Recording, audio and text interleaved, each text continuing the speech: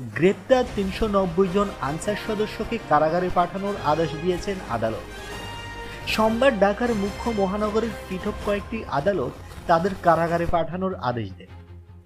আদালতের সাধারণ নিবন্ধন শাখা সূত্রে জানা গেছে, এদিন শাহবাগ থানার মামলায় গ্রেপ্তার ১৯১ জন, রমনা থানার মামলায় ৯৮ জন, পল্টন থানার মামলায় ৯৫ জন ও বিমানবন্দর থানার মামলায় গ্রেপ্তার দেখানো ৬ জন আনসার সদস্যকে আদালতের মাধ্যমে কারাগারে পাঠানো হয়েছে।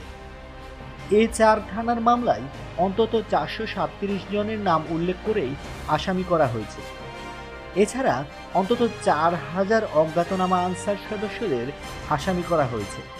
বন্ধুরা, নিত্য নতুন এক্সক্লুসিভ খবরাখবর সবার আগে পেতে এসটি নিউজ জোন চ্যানেলটি সাবস্ক্রাইব করে পাশে থাকা বেল আইকনটি অন করে দেওয়ার অনুরোধ রইল।